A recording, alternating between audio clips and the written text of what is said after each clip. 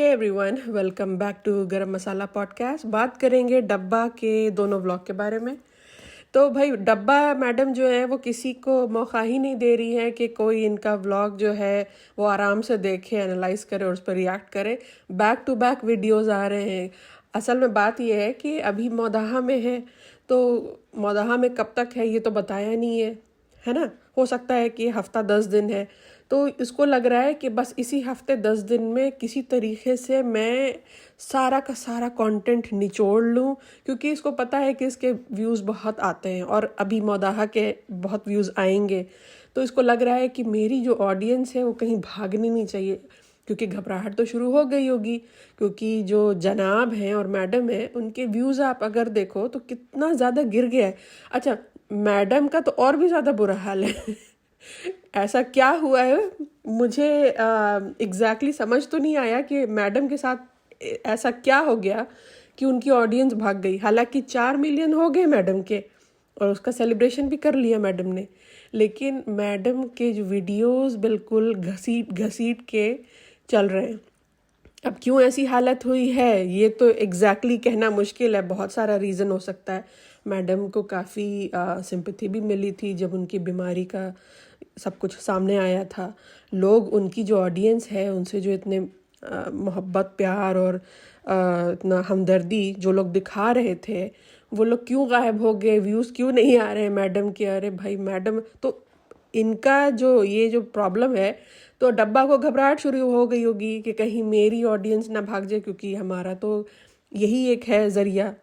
हमने तो यही बोल रखा है ना अपने सब्सक्राइबर्स को कि हमारा जो मेन ज़रिया है वो यही है, व्लॉगिंग। तो इसको घबराहट होगी कि कहीं मेरे व्यूज़ कम ना हो जाएं। तो बैक टू बैक अब ये वीडियोस आएगा। अच्छा, यहाँ पे डब्बा मैडम जो है वो साफ कर रही है अपने हस्बैंड की चप्पल कपड़े से। तो गुटका किंग आता है, कहता है कि अरे ये तुम क्या कर रही हो, ये तुम क्या कर रही हो? तो ये कहती है, ये बिल्कुल ना एम्बैरस हो जाती है, कहती है कि अरे तुम ऐसा क्यों कह रही हो, मैं पहले नहीं करती थी क्या? भाई, तुम्हारा हाथ पैर नहीं हिलता है, वो सबको पता है, तुम्हारी ऑडियंस को पता है कि तुम कोई काम नहीं करती हो। और ये तो बहुत ही ज़्यादा बनावटी लग रहा था। अगर तुम अपने सास ससुर को इम्प्रेस करना चाह रही हो, ये दिखाना चाह रही हो कि देखिए मैं कितनी अच्छी बीवी हूँ, तो ये चीज़ याद रखो कि तुम्हारे सास ससुर भी तुम्हारा व्लॉग देखते ही होंगे, राइट? तो उन्हें भी पता है कि तुम कितनी बड़ी लेजी हो, राइट? कि तो यहाँ पे ये जो ड्रामा है ना, ये साफ पता चल रहा है कि कंप्लीट ड्रामा चल रहा है। फिर यहाँ पे शुरू हो जाता है इनका फिर से कंप्लेन, इनका रोना कि यहाँ पे बहुत गर्मी है, यहाँ बिजली नहीं होती है, यहाँ ये है, यहाँ वो है, यहाँ मच्छर है, ऐसे है वैसे है।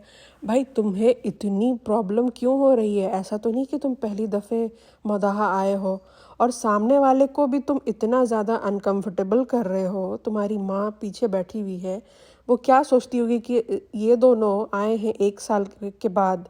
1 साल ही कहेंगे ना इसको, बहू तो 1 साल के बाद आई है, तो वो सोचेंगे कि एक तो 1 साल के बाद आए हैं ये लोग और उसके बाद इतनी कंप्लेन। मतलब सामने वाला को इतना अनकंफर्टेबल कर दो कि वो ये बोल दे कि भाई तुम चले जाओ, वक्त से पहले ही तुम मुंबई वापस चले जाओ।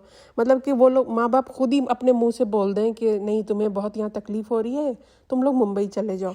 अच्छा, फिर यहाँ पे डब्बा को फिर से कंप्लेन शुरू हो जाती है कि तुमने पहले क्यों नहीं कराया ये सब काम, नीचे जो हॉल में रेनोवेशन चल रहा है उसके बारे में वो बोलती है, पहले क्यों नहीं कराया, मैंने बोला था मेरे आने से पहले करा लेना ये वो।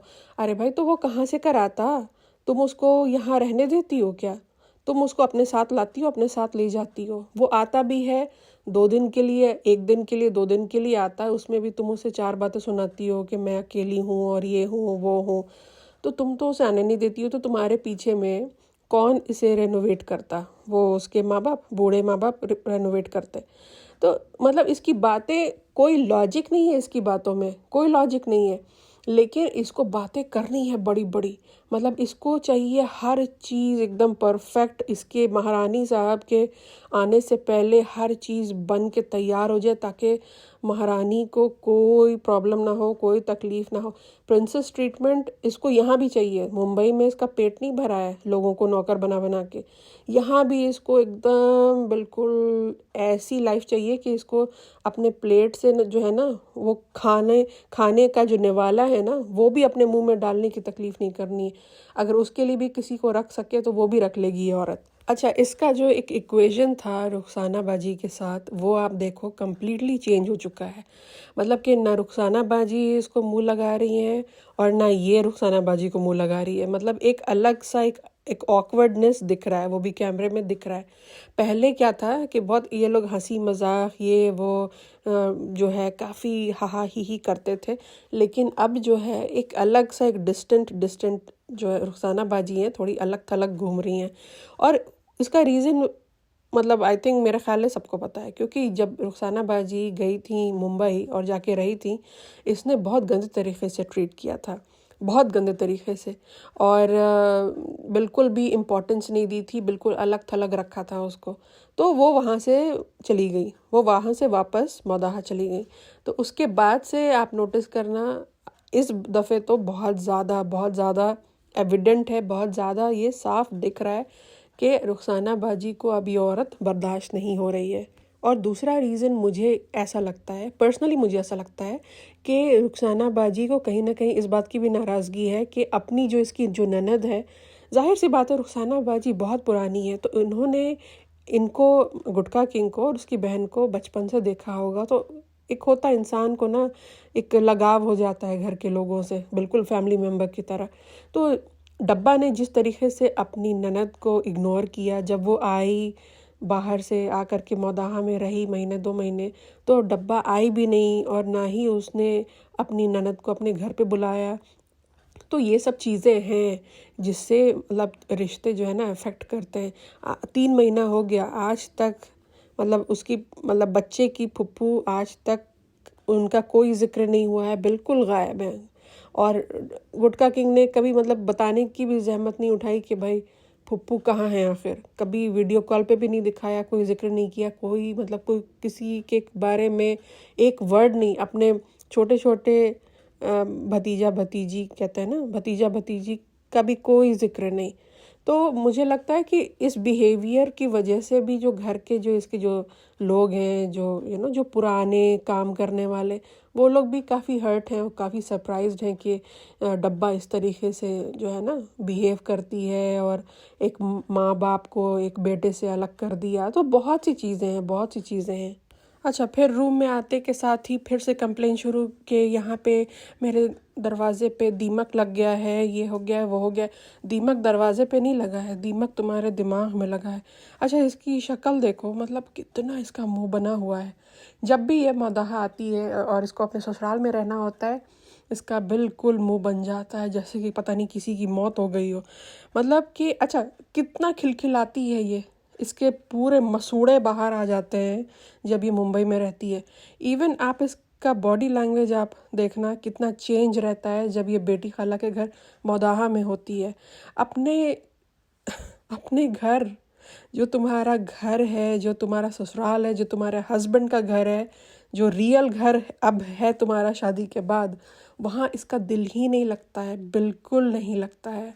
अपने ससुराल में तो ऐसे मुंह बनाती है जैसे कि पता नहीं कौन मर आ गया है। अच्छा, यहाँ पे गुटका किंग कहता है इसकी छोटी सी कज़न की बेटी है, ये क्या बोलता है कि कौन आया है, देखो कौन आया है, मोटी आपी आई है। मोटी आपी आई है मतलब उस छोटी बच्ची जो उसकी उम्र है, वो अगर मोटी है तो उसकी उस बच्चे की उम्र है मोटे होने की। बच्चे जो हैं इस एज में हेल्दी होते हैं तो कोई फ़र्क नहीं पड़ता है, कोई मसला नहीं है। तुम अपनी बीवी को देखो पहले, तुम अपनी बीवी को बोलो कि ओ तुम्हारी मोटी अम्मी आई हैं। कभी बोला है तुमने अपनी बीवी के बारे में? नहीं, तुम्हें तो हिम्मत है ही नहीं तुम उसको ये सब बोल सको, क्योंकि तुम अगर ऐसी वैसी कोई बात कर दोगे तो वो तो तुमको यूँ आंखें बड़ी बड़ी करके दिखाएगी और तुम्हारी पैंट गीली हो जाएगी। तो अपनी बीवी को बोलने का इसके अंदर बिल्कुल हिम्मत नहीं है, लेकिन दूसरे के बच्चे जो कि थोड़ा बहुत अगर हेल्दी है, जो कि मुझे इतना कोई हेल्दी लग भी नहीं रही है, ये ठीक ठाक है, बच्चे ऐसे ही होते हैं इस उम्र में, तो इसको मोटी बोल रहा है। बताओ, अपनी बीवी को पहले देखो, खा खा के भैंस हो चुकी है, वो गेंडी हो चुकी है खा खा के। बोलना तो नहीं चाहिए किसी के खाने के बारे में, लेकिन यार मतलब सोचने वाली बात है। इस छोटी सी बच्ची को बॉडी शेम कर रहा है ये गुटखा किंग। अपनी बीवी को देख, जो बोलता है कि 4 कुंटल की भी हो जाओगी तो मैं तुमसे प्यार करूँगा। हाँ, तुम करोगे क्योंकि तुम्हारी मजबूरी है उसको प्यार करना। मौदाहा जा कर के भी डब्बा का खाने पीने का ऑब्सेशन ख़त्म नहीं हो रहा है। यहाँ पे गुटखा किंग कह रहा है कि बिरयानी और जर्दा बनने वाला है क्योंकि इनको वही खाना है। मतलब इतनी चटोरी ये औरत है, बिल्कुल अपनी माँ की तरह है। बिल्कुल इसने जो है अपनी माँ का हर एक चीज़ जो है वो ले लिया है, बिल्कुल। मतलब उसकी हरकतें देखो, इसे भी कपड़ा बहुत पसंद है अपनी माँ की तरह, है ना। इसे भी ये ठूसना बहुत पसंद है अपनी अम्मा की तरह। और इसने भी अपने ससुराल वालों को किनारे लगा रखा है अपनी माँ की तरह। और ये अब धीरे धीरे अब ये अपनी माँ की तरह दिखना भी शुरू हो चुकी है। कपड़ा लत्ता जिस तरीके से ये ड्रेसअप करती है, जिस तरीके से ये चलती है लंगड़ा लंगड़ा के वज़न की वजह से, तो अब अपनी माँ की तरह इसने कम्प्लीटली, अब ऐसा लगता है माँ का हम लोग एक जवानी का जो उनका फेज़ रहा होगा वो हम लोग देख रहे हैं। अच्छा, यहाँ पे अम्मा जो है वो आ जाती हैं हैदर को देखने के लिए। अम्मा ने बहुत दुआएं मांगी हैं डब्बा के लिए, सीरियसली बहुत दुआ, उठते बैठते इस औरत ने दुआ मांगी है अपनी नातिन के लिए। लेकिन ये दुआ नहीं मांगी कि तुम्हें बच्चा हो, ये दुआ मांगी कि तुम्हें बेटा हो। और वो खैर इन लोगों की दुआएं कबूल भी हो जाती हैं, बहुत अच्छी बात है। बात यहाँ पे ये है कि डब्बा जब भी आती है मौदाहा, वो जाती है नानी के पास और अपने मामू से भी मिलती है, उनके घर पे जाती है, दिखाती है महर का जो बेसिकली जो घर है। तो इस दफ़े ये क्यों नहीं गई? अम्मा जो कि इतनी बूढ़ी हैं और इनकी तबीयत भी ठीक नहीं है, जैसा कि इस व्लॉग में, इस वीडियो में बोला भी जा रहा है और ये पूछ भी रही है, तो अम्मा जो है वो बता रही है हाँ तबीयत ठीक नहीं है, ये वो बुखार। तो जब उनकी तबीयत ठीक नहीं है तो इस डब्बा ने इनको क्यों बुलाया? ये ख़ुद क्यों नहीं गई अपना बच्चा लेकर? क्योंकि इसका जो रिलेशनशिप है महर के फादर से वो ख़राब इसने कर लिया है।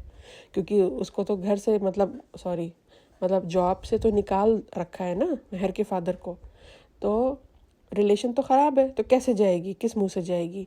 तो इसने, इस बेशरम औरत ने क्या किया है कि अपनी बूढ़ी नानी को बुलाया है।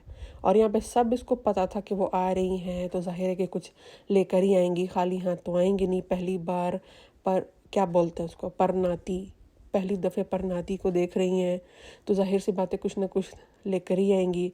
तो यहाँ पे भी इसका ड्रामा चल रहा है, क्या लाई हो अम्मा, क्या लाई हो? अच्छा, अभी तक ये औरत, इसको आए हुए 2-3 दिन हो चुका है, अभी तक सारे लोग दिख रहे हैं हमें व्लॉग में, लेकिन रुकैया नहीं दिख रही है।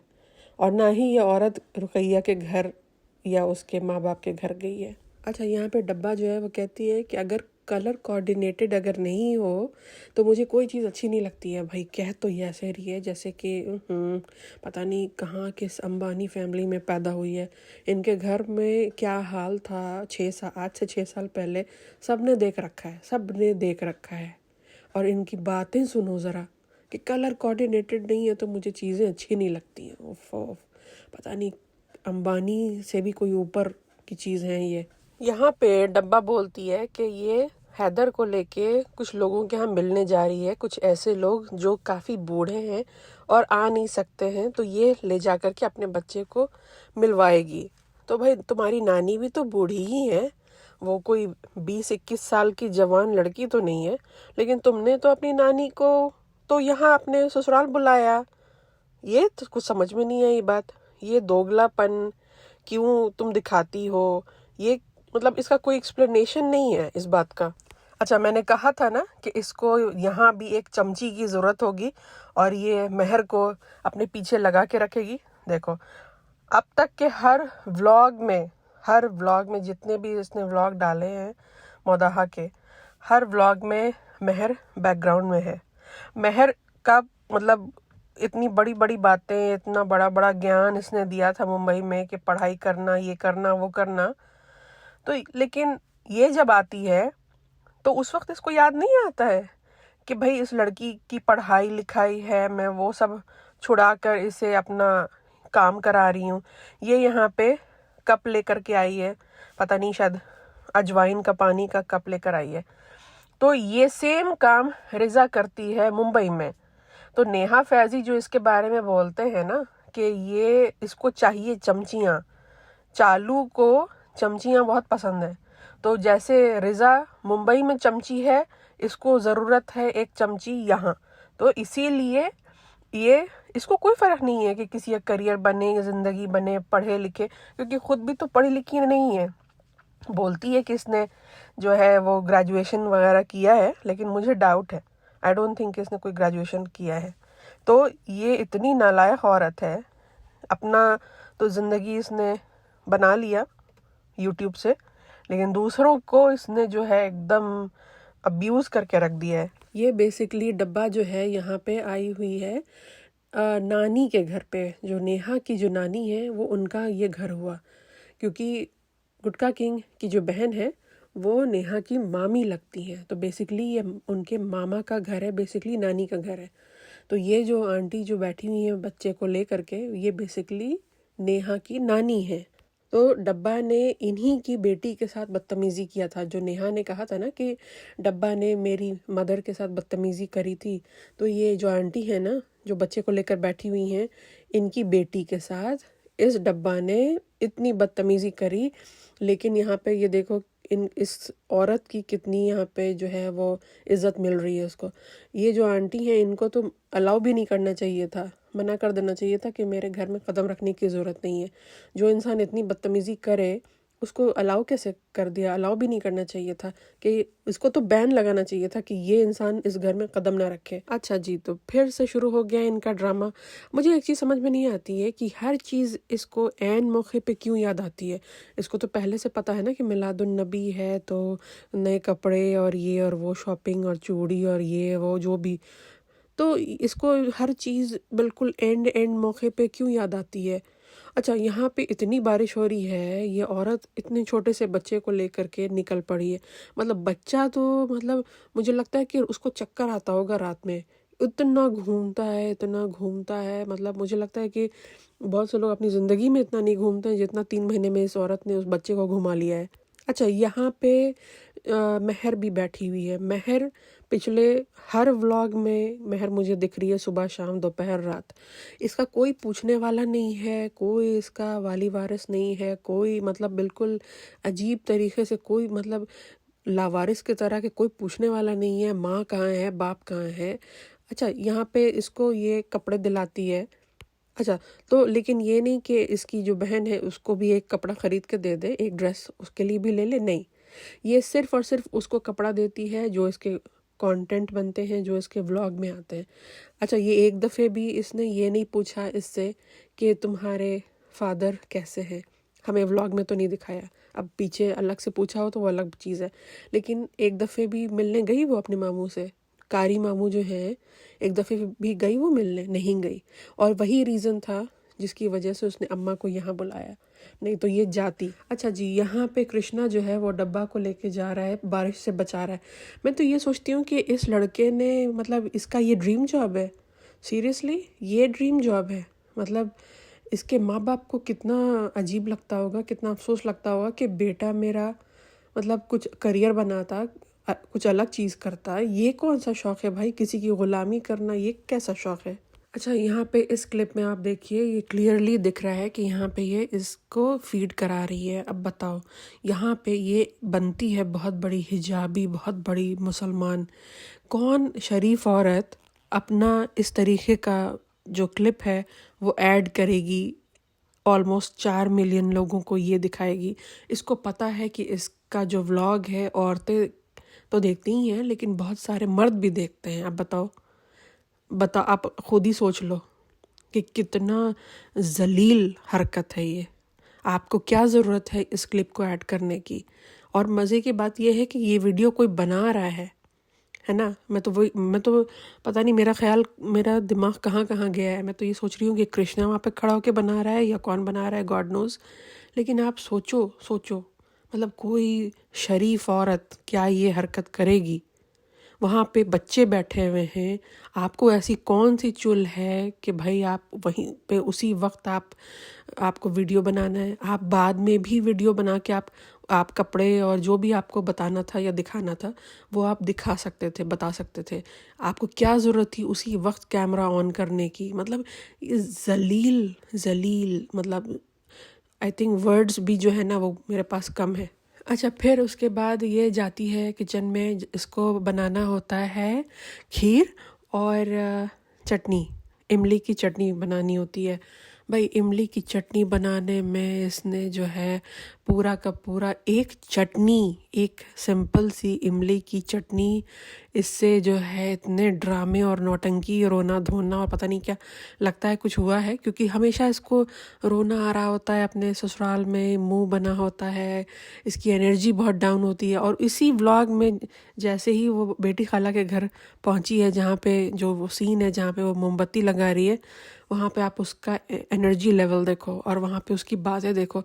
अचानक से इसके अंदर बिल्कुल एनर्जी आ जाती है और वो सारी एनर्जी गायब हो जाती है जैसे ही ये अपने ससुराल पहुँचती है। तो कह रही है कि हाँ इमली ऐसी है वैसी है, इमली की गलती है। मतलब इसको अपनी गलती कुछ नहीं लगती, इसको सिर्फ और सिर्फ इमली की गलती है, तो कभी कढ़ाई की गलती है, तो कभी सब्ज़ी की गलती है, तो कभी शेफ़ जो खाना जो मतलब जिसने रेसिपी डाली है यूट्यूब पे उसकी गलती है। इसकी गलती नहीं है, ये बहुत महान इंसान है, इनकी कोई गलती नहीं है। तो यहाँ पे फ़नी जो है वो थोड़ा सा टांग खिंचाई भी कर रहा है, तो कह रही है मत करो ना। अरे यार तुम्हारा ये सब नौटंकी ना पिछले 6 साल से हम लोग देख देख के थक चुके हैं। सीरियसली हम लोग सब के सब थक चुके हैं। अच्छा, ये सब जो मोमबत्ती वगैरह जलाना ये वो, मैं भी एक मुसलमान हूँ, लेकिन हमारे यहाँ ऐसा कुछ नहीं होता है। तो आई डोंट नो जिनके यहाँ होता होगा, लेकिन हमारे यहाँ ऐसा कुछ नहीं है कि मोमबत्ती जल रही है और ये हो रहा है और वो हो रहा है। हम लोगों के यहाँ ये सब नहीं होता है। ये लोग पता नहीं, मुझे नहीं मालूम कि किस कास्ट से बिलोंग करते हैं, लेकिन ठीक है, अब इनके यहाँ होता है तो मैं अब उस पर क्वेश्चन नहीं करूँगी कि ये क्या हो रहा है, ये क्यों हो रहा है। लेकिन हाँ, ये सब चीज़ें मुझे नहीं लगी क्योंकि हमारे यहाँ ऐसा कुछ नहीं होता है। इस व्लॉग में डब्बा की तारीफ़ों के पुल बांध रहा है गुटका किंग, पता नहीं क्या रीज़न है। या तो फिर ये रीज़न है कि उसको पता है कि उसकी बीवी का मुंह बन जाता है जब भी वो ससुराल आती है, उसकी एनर्जी डाउन होती है, तो वो उसको शायद उसको पंप अप करने के लिए या उसकी एनर्जी को अप करने के लिए थोड़ा सा मक्खनबाजी वगैरह तारीफ़ें ये वो कर रहा है, क्योंकि उसको मालूम है डब्बा के बारे में। जाहिर सी बात है, उसकी बीवी है, उसको ये पता है कि डब्बा को अपनी तारीफ़ बहुत पसंद है। जब भी कोई तारीफ़ करता है ना तो उसका चेहरा बिल्कुल खिल जाता है, हालांकि झूठी तारीफ़ ही सही, लेकिन बस तारीफ़ करते जाओ सबके सब। अच्छा, और नेहा फैज़ी ने कहा है कि संडे को उनका पॉडकास्ट आएगा और उसमें वो कुछ ऐसी बातें बताने वाले हैं जिससे डब्बा की जो इमेज है वो कम्प्लीटली ख़त्म हो जाएगी। वो ऐसी कौन सी बात है मुझे नहीं मालूम, लेकिन लेट्स सी क्या होता है, क्या ऐसी कौन सी बात है जो नेहा और फैज़ी बताने वाले हैं। हो सकता है कि ये कुछ स्ट्रेस उसका भी होगा, क्योंकि आई एम श्योर कि ये लोग बोलते हैं कि नहीं हम लोग ऐसा कुछ नहीं देखते हैं, लेकिन ये लोग सब देखते हैं, सबके पॉडकास्ट भी सुनते हैं। नेहा फैज़ी को तो डेफिनेटली सुनते हैं और लोगों के कमेंट्स तो पढ़ते ही हैं, रेडिट पे भी जाते हैं, तो इनको पता है कि लोग क्या बोल रहे हैं, क्या बातें हो रही हैं। तो कहीं ना कहीं इसको डब्बा को डर तो होगा कि पता नहीं कौन सी ऐसी मेरी बात, कौन सा ऐसा पोल खुलने वाला है, क्योंकि आज तक इस डब्बा ने अपना लव स्टोरी आज तक नहीं बताया। इसने बोला था कि ये बताएगी, बहुत पहले बोला था कि ये बताएगी, लेकिन उसने कभी नहीं बताया। क्यों नहीं बताया? क्योंकि नेहा ने बोला था कि वो वेट कर रही है कि ये अपनी लव स्टोरी बताए, और ये जैसे ही ये लव स्टोरी बताएगी नेहा इसकी पोल पट्टी खोल देगी। तो उस डर से इस औरत ने आज तक अपनी लव स्टोरी बताई ही नहीं। इसको इतना डर है, सोचो मतलब कि कितनी बड़ी कांडी औरत होगी, क्या क्या इसने कर रखा होगा उल्टी सीधी हरकतें, कि इसको इतना डर है कि इसने कभी अपनी लव स्टोरी बताई ही नहीं। आज इसको 3 महीने का बच्चा भी हो गया, कब इसने बोला था, 2 साल पहले बोला था। तो देखना इंटरेस्टिंग होगा कि आगे क्या होता है, नेहा फैज़ी क्या बोलते हैं इसके बारे में। तो चलिए बस आज के लिए सिर्फ इतना ही, मिलते हैं नेक्स्ट पॉडकास्ट में। और जहाँ तक जनाब और मैडम की बात है, भाई ये जनाब और मैडम के व्लॉग्स तो फल्ला तोबा, मतलब डब्बा का जो भी मतलब बेवकूफ़ी से भरा इसका व्लॉग होता है, लेकिन फिर भी उसमें कंटेंट होता है, इंसान उसके बारे में कुछ बात कर सकता है। लेकिन जनाब और मैडम का जो व्लॉग होता है वो इतना पेनफुल हो चुका है, स्पेशली मैडम का इतना पेनफुल हो चुका है कि देखा नहीं जाता बिल्कुल। तो आई रियली होप कि वो लोग भी अपने कंटेंट पे कुछ मेहनत करें, इसी डब्बा से ही कम से कम कुछ टिप्स ले लें। तो चलिए मिलते हैं नेक्स्ट पॉडकास्ट में, तब तक अपना ख्याल रखिए और इस चैनल को लाइक कीजिए, शेयर कीजिए, सब्सक्राइब कीजिए। I will see you in the next podcast. Take care, अल्लाह हाफिज़।